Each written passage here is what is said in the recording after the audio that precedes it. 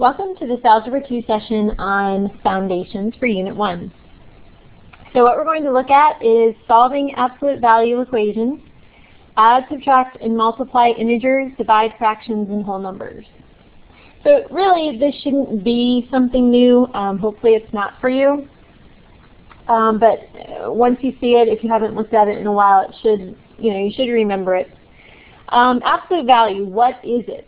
Well, by definition, absolute value is the distance, let me write this down here, the distance a number is from 0 on the number line. So we're talking about a distance, so that means it's going to be a positive value when you're doing absolute value. And you'll notice when you're doing an absolute value problem, they use bars when they want you to find the absolute value of a number. They don't use the words absolute value, they use this notation, the bars around the number. So that's saying, what's the absolute value of 25? In other words, what's the distance from 0 to 25 on a number line? Well, that's pretty straightforward and easy. That would be 25. So what about, though, when you're doing the absolute value of negative 25?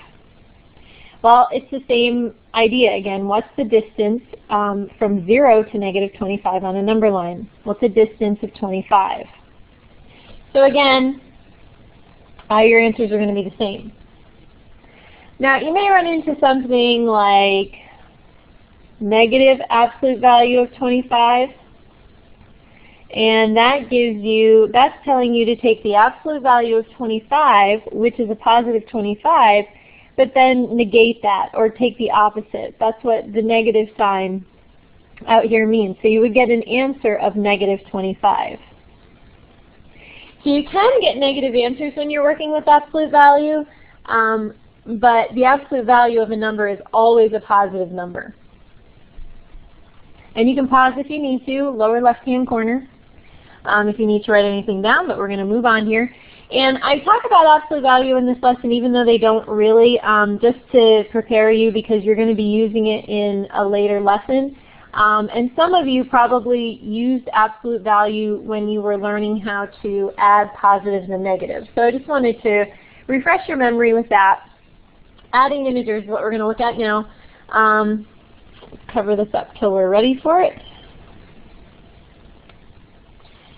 So let's take a look at these. You'll notice I use basically the same numbers the whole time, 4 and 6.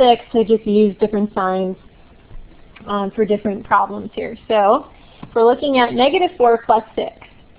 So depending on how you learned this in the past, you can think of a number line. You're at negative 4 and you're adding a positive 6. Some people learned it that way. Some people learned it using absolute value. Whatever way you want to use to figure it out. You can use a calculator, but I would only use calculators, guys, to check your answers because really adding and subtracting integers should be something that you can do rather quickly. So negative 4 plus 6 is going to be a positive 2. Let's look at 4 minus 6. Well, 4 minus 6, and you may have learned it this way, is the same as 4 plus negative 6. So either way, we get an answer of, if you think about it, you're at positive 4 on the number line, and if you subtract 6 or add a negative 6, you're moving in the negative direction to the left. So that brings you to an answer on the number line of negative 2. And if you look at negative 4 minus 6, that's the same as negative 4 plus negative 6.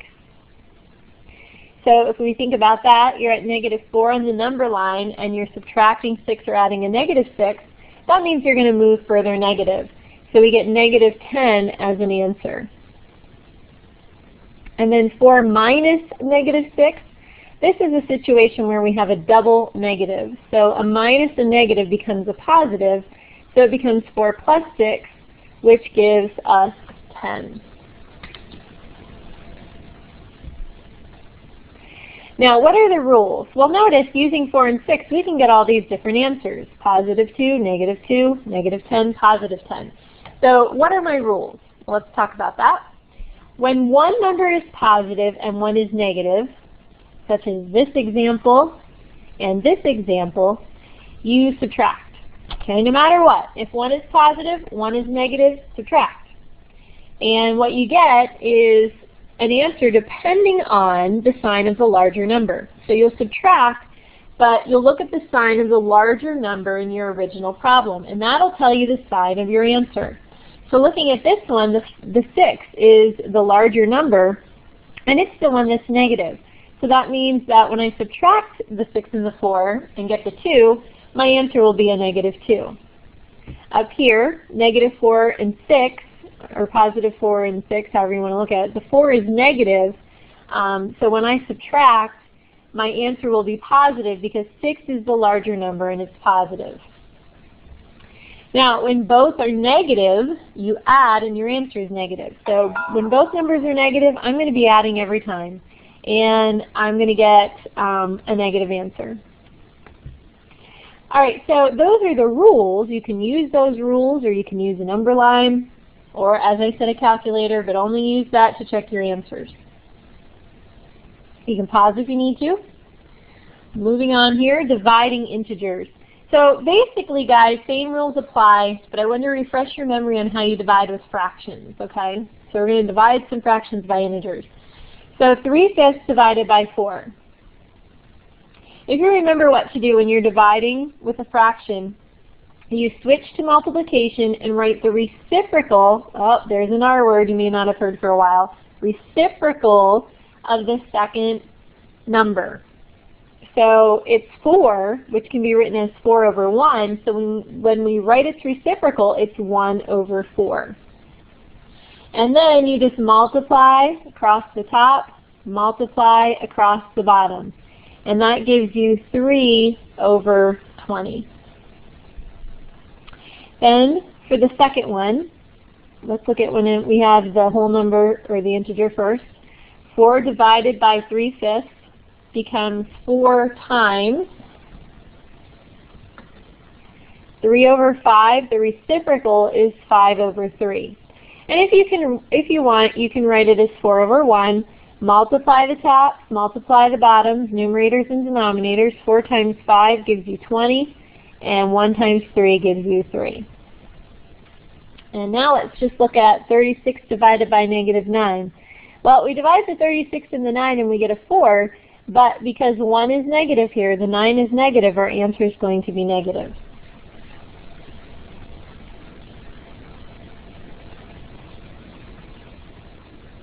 So the rules. When multiplying or dividing two negatives, your answer is positive. So a little different than our other rules for adding and subtracting, so you do need to keep them straight. When you are multiplying or dividing two negatives, your answer is positive, so let's throw one of those in here. Negative 36 divided by negative 9 would give us a positive 4.